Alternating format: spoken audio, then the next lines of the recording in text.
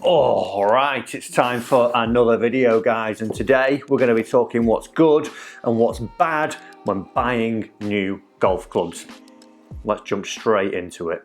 So buying golf clubs is part of the hobby. It's a great thing when you get a new golf club. It feels great when you've got it out on the course for the first time, hitting those first few shots. You absolutely love it. You fall in love with it. It's your favorite club. You might also do it as a bit of a collector's thing. You might collect putters, wedges, whatever it might be, and it is part of the hobby. But the reason for this video today is that I see a lot of people who come to me at the academy buying clubs for the wrong reasons, and I've got 3 top reasons why they're buying them for the wrong reasons. And then I'm going to give you the good points, the flip side to those arguments of why you should buy a club and when you should buy it. Because what you don't want to do is make one of these poor choices when buying new golf clubs, go and invest your hard-earned cash to then find out it's not the club for you. You've then got to go and buy another one or sell this one or go through the whole process again. If we can watch this video and take something away, take away from the 3 bad ideas and take the 3 good ideas, then hopefully we're buying clubs for the right reasons, and then we're actually going to see the benefits of new golf clubs. So let's jump into it and see what those are. As well, guys, I want you to comment down below. Have you bought a club that is now sat at the back of your garage or in your locker collecting dust because it was bought for the wrong reasons? Comment down below what were those clubs that you bought. Let's see if we can solve those issues. So in at number 3, buying a club because of marketing hype or keeping up with the Joneses. A lot of my lessons who come to the academy have sometimes fallen into the trap of believing that as soon as they get that new driver that goes 20 yards further, it's going to miraculously make them 20 yards further. Now, a lot of clubs do actually give you benefits. You know, over the years we've seen incremental distance changes or directional control changes from the technology that the manufacturers do put into the new clubs. And don't get me wrong, the technology that they put into the clubs is fantastic. They spend thousands and thousands of dollars on making these clubs, researching them. And obviously there's shareholders and things like that, and they are a business, so there are reasons why they do bring them out every year. But don't fall into that trap of just thinking because you've got a new driver and it goes longer, you're all of a sudden just going to add 30, 40 yards to your driver or whatever the claims may be. From reviews, we've seen that sometimes this isn't the case. On the flip side, a good point would be making a calculated decision. Is it time for a new driver? Is it time that, yes, these new technological claims and these marketing claims that the companies are making actually have some, you know, they hold a bit of weight? Do they actually go further than your driver? That it might be that you've had your driver in your bag for 3, 4, 5 years now, and the driver then 4 or 5 years ago actually isn't as advanced as the new driver. It might be that it does go a little bit longer, or it helps you straighten the ball up. It's not just that it's the last year's model that you're upgrading from because the new model, all singing, all dancing, is going to go further and straighter, when really there isn't that much difference in it. So when buying a driver, number 3 reason here, don't just buy it because of the marketing claims. Actually have a look, weigh up whether your driver is old enough to actually benefit from these new technologies. If you've got a driver from 2008, let's say, and you're buying this year's model, there's very, very good chance that the new one is going to be going further and you will see more benefits from it. If it's last year's model, probably not. You're probably not going to see those distances, but that's all personal as well. It comes down to you as you do that. So that's reason number 3, guys. So reason number 2 of making a poor decision when buying new golf clubs, buying off the shelf.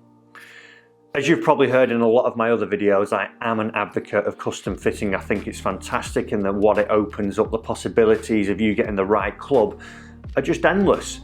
With the way a lot of these retailers are now set up, they all provide custom fits, a lot of them for free. Someone like Nick you would pay for, and I don't think paying for a custom fit is a bad thing either, because you're not then just going to be sold for selling's sake. But just walking into a shop and buying a set of golf clubs, oh, I like the look of them, they'll do. Maybe not even hitting them sometimes. It's not going to be a good idea. It's not going to get you the best possible set for you. For the sake of an hour, let's say, that takes for an hour fitting, an iron fitting, you're going to get some options. You're going to get some answers as well. Is a graphite shaft better for you? Steel? Do you need stiff? Do you need regular? Do you need a certain weight? Do you like the feel of this one? What about this head shape? Maybe have some hybrids instead of long irons. So it opens up loads and loads of possibilities. If you were to just go in and buy, you know, a new set of irons that was 4 iron down to pitching wedge and then just slotted them in your bag, you might not have the right gapping in terms of your wedges. You might not have the right gapping in terms of your hybrids and your long irons. You might not have the right shaft, whether it suits you in terms of getting the ball up in the air. There might have been something that with a fitting you would have been able to launch your longer irons a little bit easier.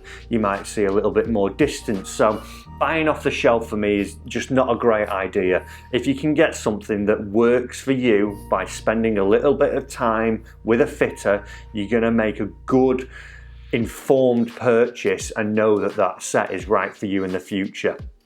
So number 2, make sure you're not buying clubs just straight off the rack. Go for a fitting, make sure they work for you, and don't be second guessing that set that you've bought. Okay, and in at number 1, the main reason I see clubs bought when people come into the academy, and it's one that I hate. This winds me up a little bit sometimes when you think, well, you're coming to me for this reason, don't go and just do that. And that's buying a club to solve a problem. So it might be that you have a chipping issue, a driver, or whatever it may be, but trying to mask it with new technology isn't the way to go about it. There's no club out there that if we just sprinkle it with a little bit of magic dust, when you go and buy it, it's going to automatically turn that slice into a perfect little draw, or it's going to stop you duffing your chips every time. You see those like the crazy American commercials, the ones that claim that this wedge will get you out of the bunker every single time and you'll never duff a chip again. It's just not possible. If you don't present the golf club to the golf ball in the right manner, no technology is going to change all that and make it the perfect impact conditions. As where you might get a club that can actually help you and aid you, but buying it with the insight from your coach or a fitter actually telling you, well, you know, you are coming down a little bit steep on those chips and your weight's not transferring in the right manner, but this wedge is going to fix it. It's not going to be the case. So when buying a club to fix a problem, go and fix the problem first, and then maybe get some technology or a club that aids you and helps you. It might be that you've got the wrong wedge and you might need, you know, something with a little bit more bounce on it, something that the leading edge isn't as sharp because you've got a wedge with 3 degrees bounce and the leading edge is like a razor, which isn't going to be very good if you are taking divots all the time. You might need something with higher bounce and a bit more of a rounded leading edge, which allows you to gather the ball up a little bit more. But don't just buy a club to fix a problem. Go and fix the problem and then get the club to complement you along that journey there, because there's so many clubs I've seen people come in with that are now in the back of the garage or in a locker somewhere that they thought was the miracle answer to fix that problem, but it didn't work and it's now been changed out for a new one, or they've come for some lessons and it's starting to work and that club is now redundant. So don't waste your money in that way.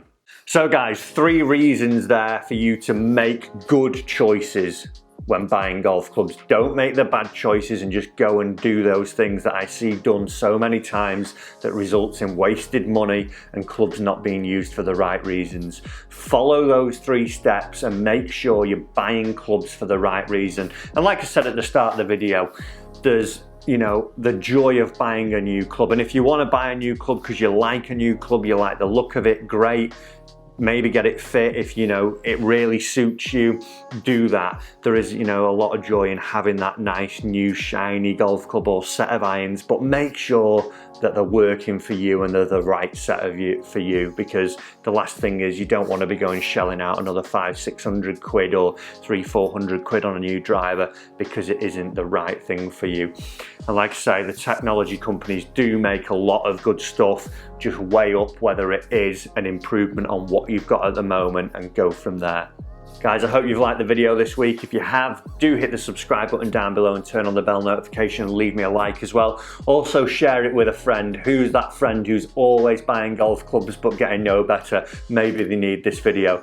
Thanks for watching, and I'll see you in another video.